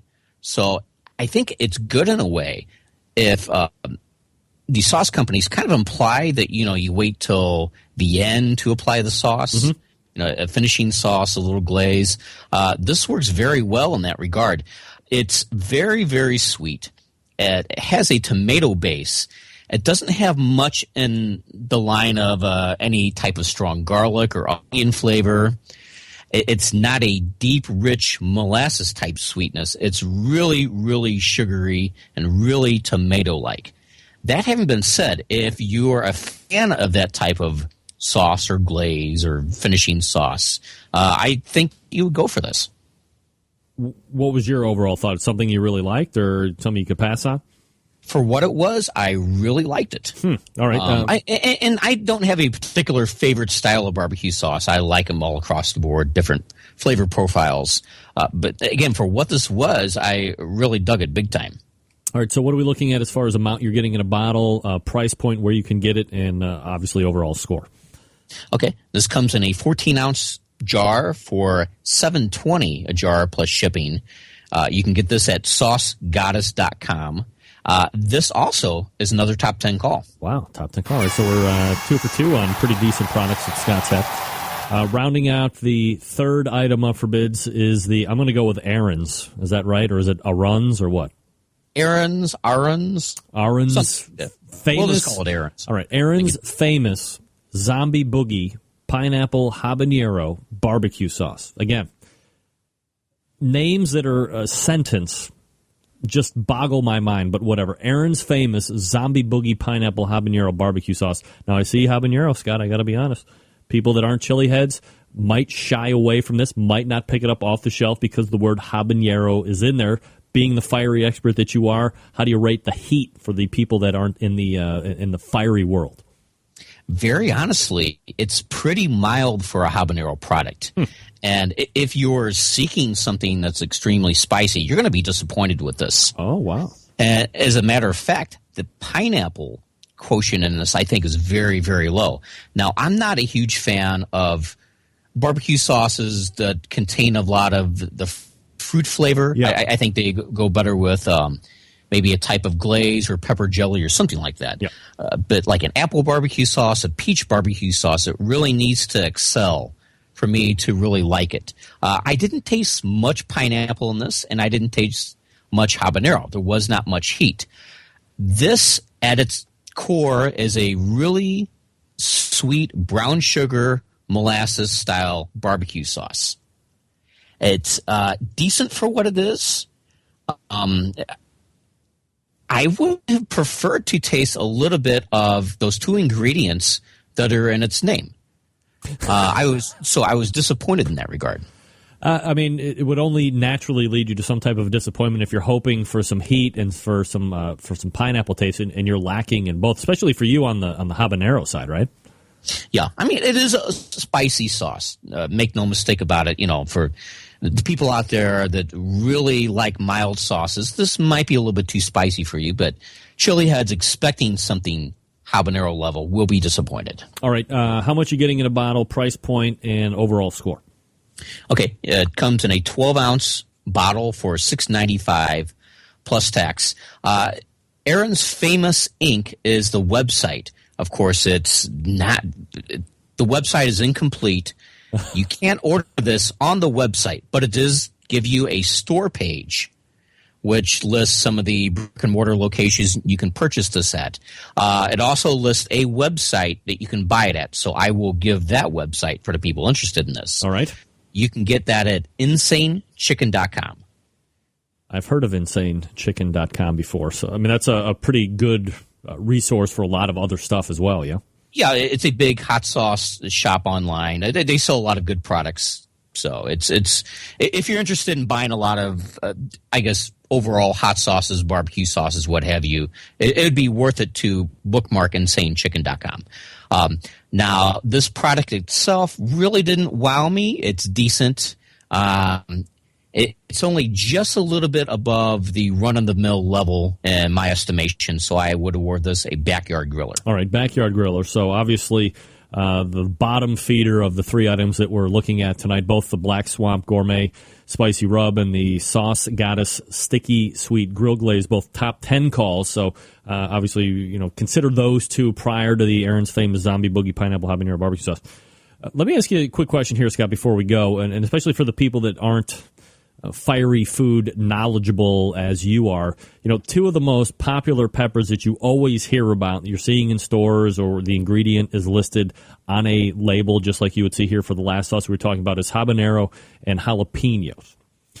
Can you give us kind of a thumbnail sketch of when you're eating that? You know, where does the heat build in your mouth? What kind of a heat intensity is it, one versus the other? So if somebody were to say, you know, it has jalapeno in it, they would be able to put it in their mouth and go, yeah, because it's hitting these notes that Scott said they were, so it's got to be this or it's got to be that. Well, a jalapeno, of course, is the lower level heat. It's anywhere between 2,500 and 8,000 Scoville heat units. The thing about jalapenos is their heat is really inconsistent. You can bite into one, it's relatively mild. You can bite into another one, and it seems like it has screaming heat. It happens to me. It happens to a lot of people. So when spice companies look for jalapenos in bulk, the heat really needs to be at a consistent heat level. So that's a trouble, I guess, a lot of sauce companies come across when they want jalapenos. Mm-hmm. And as far as where it hits you in the mouth, it's a little bit more immediate. You know, if you eat a lot of it, you know, it can get you around the corners of the mouth, on the tongue, coating all of the inside. Now, a habanero is a much, much hotter pepper, and that could range anywhere from 100,000 to 300,000 Scoville units. Therefore, you'd use a lot less of that pepper in a sauce or salsa. Now, habaneros are much, much slower to build up, but once they do, it really starts building up on the back end, hits you more on the back end, the back of the mouth, the back of the throat, and it finally escalates to a point of it's a real sneaky heat. That's kind of a phrase that we like to use, sneaky heat. I was just getting an instant message question here. Maybe you can kind of close on this. As a benchmark, how would you, as Scott Roberts, rate a standard Tabasco and smoked Chipotle Tabasco sauce as it relates to heat? Very mild. Tabasco is mostly vinegar. I do not care for regular Tabasco. I understand they have a huge history in the hot sauce industry. Yeah. Without them, the industry as it is now wouldn't be where it is. So what you actually taste in Tabasco is mostly the tartness from the vinegar. It's very low on the heat scale. Chipotle, it's I don't have the numbers in front of me. It's on my site, scottrobertsweb.com. It might be a little bit hotter as far as the Chipotle flavored Tabasco, but it's more of just a smoky flavor. And since Chipotles are smoked jalapenos. Yeah. So it's most of the time. Of course, technically, it could be any kind of smoked chili pepper. So heat-wise, it's not too much hotter than your regular type of jalapeno flavored sauce. He is the fiery food master, and on the Barbecue Central Radio Show, the expert when it comes to reviewing rubs and sauces. You can find him here each and every month doing just exactly that. Go ahead and check him out, scottrobertsweb.com and at Scott Roberts on the Twitter. Scott, we'll look for you again next month. Always appreciate the time. Okay, thank you, Greg. There he is. Cool. Sorry, that's the one we're looking for. scottrobertsweb.com, again, is the website. I think it's good to kind of get that benchmark of, those two most popular ones. I agree with Scott. Tabasco, not very hot. Although, man, it's hard to beat original Tabasco splashed on pizza with an ice-cold Baruski. Absolutely one of my favorite things ever on the face of the earth. All right, again, quickly, before we wrap up, let me talk to you about Fred Bernardo over at... wait, we did that. Never mind. Turkey Fest, if I recall correctly. This isn't one. Amazingly enough, we have one open spot left. So, if you have products, if you have services, or whatever, typically barbecue related. Although Stephen DeFranco, I guess, isn't barbecue related, but it was at his behest that he wanted to sponsor the show. And who am I to tell him that? He's a barbecue guy at heart. If you're a barbecue guy at heart, and you have wares or products or whatever, you want to get out to a target market. Here's the thing with this show. People tune in live. People tune in to YouTube. People tune in to my homepage website. People tune in to the podcast. These are all people that have a vested interest, that have a built-in want, need, exposure to anything that has to do with barbecue and grilling. So if you have a product that caters to this industry, the only thing I can offer you is, A, I'm happily going to take your money. More importantly than that, I'm going to give you an audience that you are going to be able to market to directly, and they are interested, automatically interested, or at least have that inherent interest in your product. You're not going to be wasting time doing direct mailers or sending out phone or making phone calls or sending out emails to a bunch of people just en masse and hoping that sheer numbers are going to make some stuff stick. These people that listen to this show are fans of barbecue, fans of grilling, fans of the industry, fans of cooking.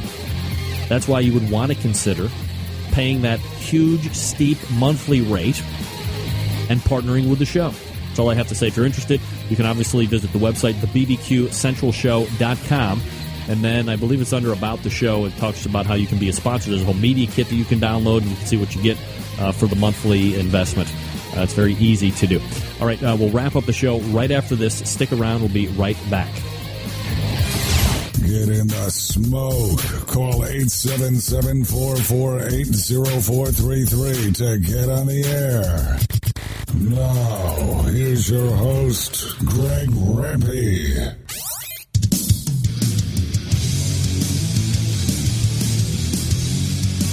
All right, we're back.